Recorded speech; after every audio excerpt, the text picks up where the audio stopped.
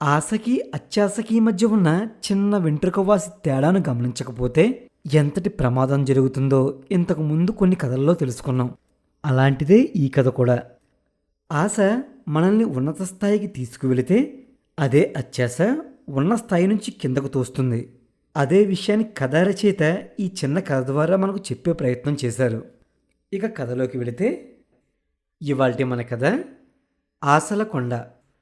నాగలాపురం గ్రామంలో గరటయ్య కిరాణా వ్యాపారం చేస్తుండేవాడు. అతని దుకాణం జనం రద్దీగా ఉండే 4 వీధులు కలిసిన చోట ఉండడంతో వ్యాపారం బాగా సాగుతూ మంచి లాభాలు వస్తుండేవి. అయినా అతడు దానితో తృప్తిపడక మరింతగా సంపాదించేందుకు మార్గాలేమిటా అని ఆలోచిస్తూ ఉండేవాడు. ఒకనాడు గరటయ్య దుకాణంలో కూర్చుని ఉండగా వీధినే పోతూ ఒక కోయవాడు కనిపించాడు. గరటయ్య లోగడ చాలామంది కోయవాళ్ళను చూశాడు. కానీ వీడి వేషధారణ, ధాటిగా నడుస్తున్న తీరు అతన్ని బాగా ఆకర్షించాయి. కొందరు కోయలు మంత్రతంత్రాలతో, చిట్కాలతో నిధులు దొరికేలా చేయగలరని గరటయ్య విని ఉన్నాడు. కోయవాణ్ణి గరటయ్య కేకవేసి పిలిచి అతడు దుకాణం దగ్గరకు రాగానే కూర్చోమని మర్యాద చేసి ఇలా అన్నాడు: అరణ్యాలలో, కొండల్లో బతికే మీ కోయదొరలకు డబ్బుతో అవసరం ఉండదని విన్నాను. ఆ మాట నిజమేనా అని అడిగాడు. కోయవాడు చిరునవ్వు నవ్వి ఊరుకున్నాడు.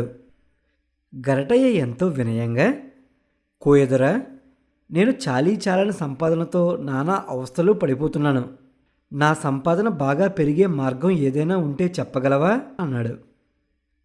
కోయవాడు దుకాణంలోని సరుకులకేసి చూస్తూ, నీ దుకాణంలోని అమ్మకాలు బాగానే ఉన్నట్లుంది. రోజుకు ఏమాత్రం లాభం సంపాదిస్తావు అని అడిగాడు. గరటయ్య ఎంతో నీరసంగా, మామూలు రోజుల్లో అయితే 50, అదే పండగలో జాతరలో అయితే 100 వరహాలు అని సమాధానం చెప్పాడు. ఇది విన్న కోయవాడు, అంటే సంపాదన బాగానే ఉన్నట్లు కదా, ఉన్నదంతా తృప్తిపడడం మంచిది అన్నాడు వాడు. దానికి గరటయ్య, ఏం తృప్తి, నా చిన్నప్పటి నుంచి వ్యాపారం చేస్తున్నాను. ఎదుగు బొదుగు ఉంటేనే కదా. నాకంటే వెనగ్గా వ్యాపారం ప్రారంభించిన వాళ్ళు చాలామంది లక్షాధికారులు, కోటీశ్వరులు అయ్యారు. నా బతికే ఇలా ఉండిపోయింది. నాకొకటి చెప్పు, మీరు నివసించే కొండ ప్రాంతాల ఎక్కడైనా నాకింత నిధి దొరికే ఉపాయం చెప్పకూడదా కోయదొరా అన్నాడు గరిటయ్య దీనంగా. కోయవాడు ఒక్క క్షణం ఆలోచించి సంచిలోంచి ఒక తాటాకు తీసి దాని మీద గంటతో ఏదో రాసి గరిటయ్యకిస్తూ, దీన్ని తీసుకుపోయి అడవిలోని గూడెంలో ఉన్న మా కోయదొరకిస్తే నీకు నిధి చూపిస్తాడు అన్నాడు. గరటయ్య మహా ఆనందంగా తాటాకు తీసుకుని మరుసటి రోజు ఉదయాన్నే బయలుదేరి సాయంకాలానికల్లా కోయగూడెం చేరాడు. అతడిచ్చిన తాటాకును చూడగానే కోయ పెద్ద గరటయ్యను ఆదరించి ఆ రాత్రి విశ్రాంతి తీసుకుని చీకటితోనే లేచి నిధి దగ్గరకు వెళ్ళవచ్చునన్నాడు. ఆ రాత్రి నిధి గురించిన ఆలోచనతో గరటయ్యకు కంటి మీద కునుకులేదు. ఇంకా కొంచెం చీకటి ఉండగానే కోయ పెద్ద గరటయ్యను పిలిచి అతన్ని అడవి దాటించి ఒక మైదాన ప్రాంతానికి తీసుకుపోయి 2 తోలు సంచులు ఇచ్చాడు. అందులో ఒక దాని నిండా మంచినీళ్ళున్నవి, రెండోది ఖాళీ సంచి. గరిటయ్య, ఇక్కడి నుంచి అంతా ఎడారి. నువ్వు కనబడుతున్న కాలిబాట పట్టిపోతే మధ్యాహ్నానికల్లా ఎడారి మధ్య ఉన్న ఒక కొండను చేరుకుంటావు. అదే ఆశల కొండ. ఆ కొండ గుహలో బంగారుపు నాణాలు కుప్పలుగా ఉంటాయి. వాటిని ఖాళీ తొలి సంచిలో నింపుకో. రెండో సంచిలో ఉన్న నీళ్లు నువ్వు ఇక్కడికి తిరిగి వచ్చే వరకు సరిపోతాయి. నువ్వు తిరిగి వచ్చాక అరసంచి బంగారం నేను తీసుకుంటాను, మిగిలినది నీకు అన్నాడు కోయపెద్ద. గరటయ్య సంతోషంగా తల ఊపి ఎండలో ఎడారిన పడి మధ్యాహ్నానికి ఆశలకొండ చేరాడు. అప్పటికి సంచిలో ఉన్న నీళ్లు సగం అయిపోయాయి. కొండ గుహలోకి ప్రవేశించి కొండ గుహలో ఉన్న బంగారాన్ని చూసి గరటయ్యకు కళ్ళు చెదిరాయి. సంచి నిండా బంగారం నింపుకున్న తరువాత అతడికి ఒక ఆలోచన వచ్చింది. నీళ్లు పారబోసి ఆ రెండవ సంచిలో కూడా బంగారం నింపుకోవడం బాగుంటుంది. కోయగూడెం చేరే వరకు దాహాన్ని కాస్త అదుపులో పెట్టుకోవచ్చు. అప్పుడు 2 సంచీల బంగారం అవుతుంది. కోయదొరకు అరసంచి ఇచ్చేసినా మిగిలినదంతా నాకే అని ఆలోచించాడు. ఇక ఆలోచన వచ్చిందే తడవుగా గరటయ్య నీళ్లు పారబోసి ఆ సంచిని కూడా బంగారంతో నింపి 2 సంచీలను భుజాలను తగిలించుకుని తిరుగు ప్రయాణమయ్యాడు. అతడు కింద కాలు పైన తల కాలుతుండగా ఎండలో కొంత దూరం నడిచేసరికి దాహం వేసింది. 2 సంచీల బరువుతో భుజాలు పీకుతున్నాయి. ఎక్కడైనా మంచినీళ్లు దొరికితే బాగుంటుందని గరిటయ్య దిక్కులు చూశాడు. హఠాత్తుగా అతడికి ఆ దారినే వస్తూ ఒక మనిషి కనిపించాడు. అతడి భుజాన నుంచి ఒక చిన్న నీళ్లకుండ వేలాడుతున్నది.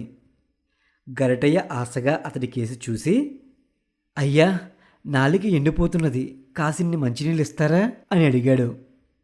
"హహ, అందుకే వచ్చాను. దోసెడు మంచినీళ్ళు, 2 దోసెల బంగారం ఖరీదు, సరేనంటే ఇస్తాను. సరే అంటావా, ఇస్తాను" అన్నాడు ఆ మనిషి. గరటయ్య కొంచెం తలపటాయించి దాహం భరించలేక అతడికి 2 దోసెల బంగారం ఇచ్చి ఒక దోసెడు మంచినీళ్లు తాగాడు. మరొక గంట నడిచేసరికి మళ్ళీ దాహం భరించలేని స్థితికి వచ్చాడు గరటయ్య. అంతలో మరొక మనిషి అతడి ముందు ప్రత్యక్షమయ్యాడు. మొదటివాణ్ణి అడిగినట్లే గరటయ్య అతన్ని మంచినీళ్ళెమ్మని అడిగాడు. దోసెడు మంచినీళ్ళకి 4 దోసెల బంగారం ఇష్టమేనా అన్నాడు మనిషి. గరటయ్య కొంచెం మదనపడి దాహాన్ని ఓర్చలేక ఆ మనిషికి 4 దోసెల బంగారం ఇచ్చి ఒక దోసెడు మంచినీళ్లు తాగాడు. మరికొంత దూరం నడిచేసరికి తిరిగి దాహం బాధ మొదలైంది గరిటయ్యకు. లోగడలాగే మరెవరైనా మంచినీళ్లతో అటు వస్తే బాగుండునే అనుకున్నాడతను. అంతలో మరొక మనిషి కనిపించి, దాహం వేస్తున్నదా, 8 దోసెల బంగారం ఇస్తే ఒక దోసెడు మంచినీళ్ళు ఇస్తాను అన్నాడు. ఏంటి, అంత ఖరీదా అని గరటయ్య ఆ మనిషిని కసిరి ప్రాణాలు ఒగ్గబట్టుకుని నడవసాగాడు. ఆ మనిషి గరటయ్యను అనుసరించి రాసాగాడు. గరటయ్య కొంచెం భయంగా అతన్ని, నువ్వు నా వెనక వస్తున్నావెందుకు అని అడిగాడు. ఆ ప్రశ్నకు అతడు నవ్వి, "హుహు, భయపడకు, నువ్వు బతుకున్నంత వరకు నీ బంగారం అంటను" అన్నాడు. ఆ మాట పూర్తి చేసే లోపలే గరటయ్య మంచినీళ్ళు ఇమ్మన్నట్లుగా సైగ చేసి స్పృహ తప్పి పడిపోయాడు.